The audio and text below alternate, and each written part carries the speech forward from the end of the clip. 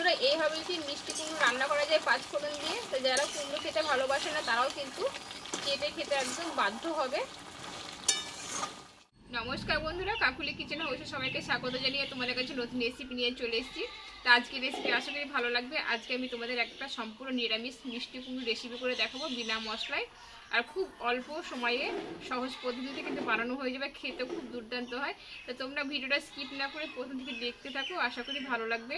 আর যে সকল বন্ধুরা এখন নতুন আমার চ্যানেলে, তারা চ্যানেলটা সাবস্ক্রাইব করে পাশে থেকো। তাহলে চলো শুরু করি কীভাবে বানাচ্ছি। দেখো এইখানে আমি 1 কিলো মতো কুমড়ো নিয়েছি, আর এইখানে এই দুটো কাঁচা লঙ্কা আছে, এই লঙ্কা দুটো কিন্তু দিয়ে আমি রেসিপিটা বানাবো। তাই ওতে কুমড়োটা আমি কেটে নেবো আগে। আর দেখো কুমড়োর কালারটা দেখলে বুঝতে পারবে কত সুন্দর, আর কিন্তু কাঁচা কুমড়োটা, আর এই কুমড়োগুলো কিন্তু খেতে খুব সুন্দর হয়। কুমড়োটা আমি কেটে নেব।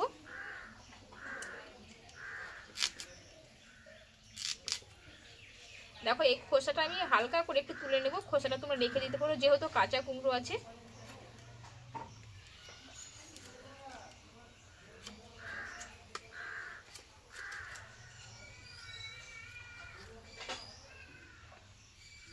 দেখো বুকের একটু এই দিদি এটা বাদ দিয়ে দেব।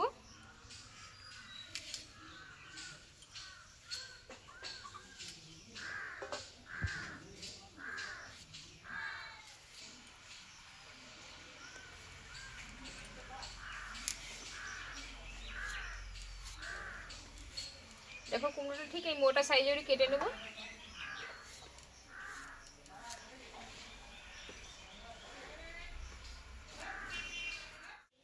দেখো বন্ধুরা কুমড়োগুলো কিন্তু আমি সব কেটে নিলাম, কিন্তু 1 কিলো কুমড়ো কেটে কিন্তু অনেকটাই হয়েছে। আর এখানে মশলা বলতে গেলাম 1 চামচ 5 ফোড়ন দিয়ে কিন্তু বানিয়ে দেখাবো। দেখো আগে কিন্তু গরম জলটা আমি করে নিয়েছিলাম, জলটা দিয়ে দেব।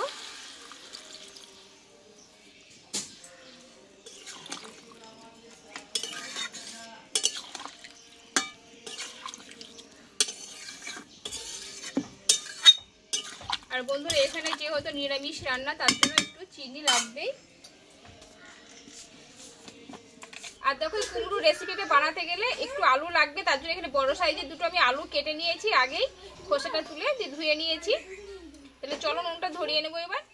দেখো বন্ধুরা নুনটা ধরিয়ে এখানে কড়াটা গরম করে নিয়েছি, আর এই 1 চামচ আমি 5 ফোড়ন আগে ভেজে নেবো একটু।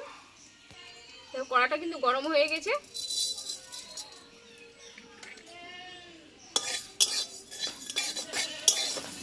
হালকা করে আমি একটু ড্রাই রোস্ট করে নেবো, যাতে সুন্দর একটা গন্ধ বেরোলে কিন্তু আমি নামিয়ে নেব। খুব কড়া করে কিন্তু ভাজলে হবে না এটা।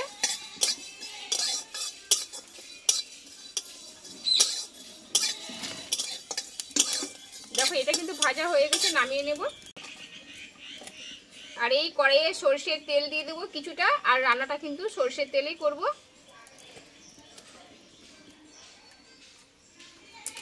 আর দেবো একটা তেজপাতা 2 টুকরো করে, আর দেবো একটা পাকা লঙ্কা,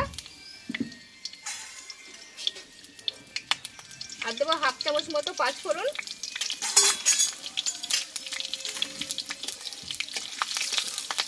দেখো ফোড়নটা ভাজার অপেক্ষায় থাকবো, এটা হয়ে গেলেই কিন্তু আমি কেটে রাখা আলু আর লাল কুমড়োটা আমি দিয়ে দেবো।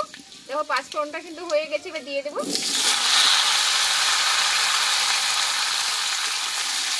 আলু আর কুমড়োটা আমি একসঙ্গে ভালোভাবে কষিয়ে নেব।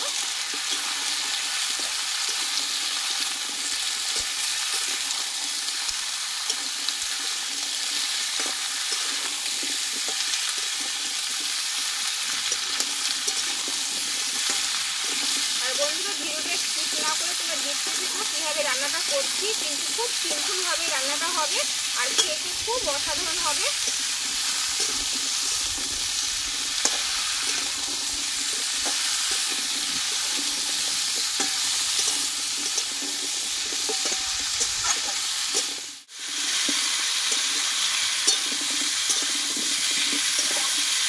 দেখো বন্ধুরা আলু কুমড়ো কিন্তু প্রায় কষানো হয়ে এসেছে, আমি আরও কিছুক্ষণ অপেক্ষা করব।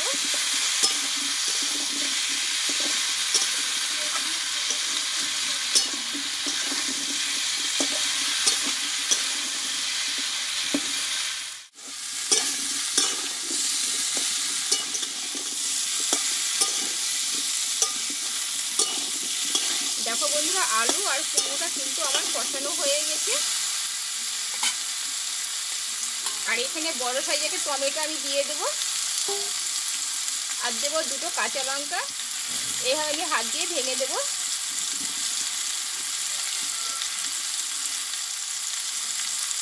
আর দেবো স্বাদ মতো লবণ, আর দেবো হলুদ গুঁড়ো, দিয়ে ভালোভাবে কষিয়ে নেব। লবণটা দিলে টমেটোটা কিন্তু খুব তাড়াতাড়ি গলে যাবে।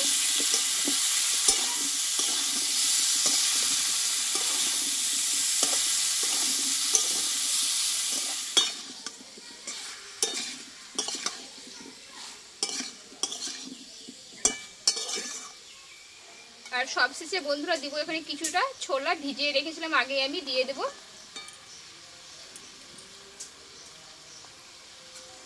এবার এই ছোলাটা দিয়ে আমি কিছুক্ষণ নাড়াচাড়া করে নেবো। কিন্তু টমেটোটা দেখো গলতে লেগেছে।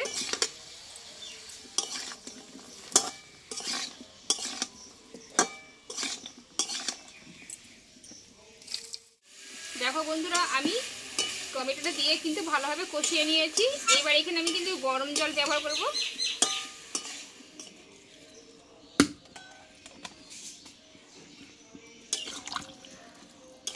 এবার কিছুক্ষণ আমি রান্নাটা করে নেব।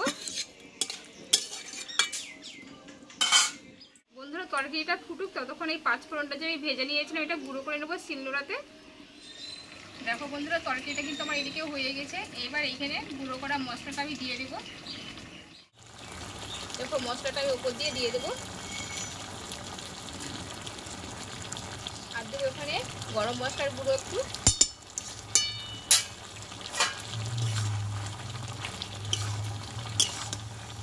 আরও আমি কিছুক্ষণ ফুটিয়ে নেব। আর আলু কুমড়োটা সিদ্ধ হলো নাকি তোমাদের একটু আমি দেখাচ্ছি। দেখো সুন্দর কিন্তু সিদ্ধ হয়ে গেছে, আর কুমড়োটা আগেই নরম হয়ে গেছে। আর এই তরকারিটা কিন্তু পুরো মাখো মাখো হবে। বন্ধুরা এইভাবে কি মিষ্টি কুমড়ো রান্না করা যায় 5 ফোড়ন দিয়ে। তো যারা কুমড়ো খেতে ভালোবাসে না তারাও কিন্তু চেটে খেতে একদম বাধ্য হবে।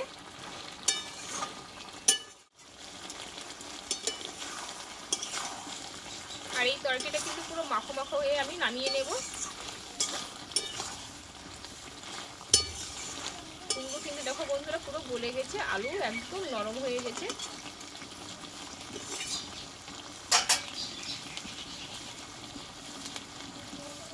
বন্ধুরা তরকারিটা কিন্তু পুরো আমার রেডি হয়ে গেছে, আমি নামিয়ে নেব। দেখো কুমড়োটা কিন্তু পুরো গলে গেছে, এবার নামিয়ে নেব আমি।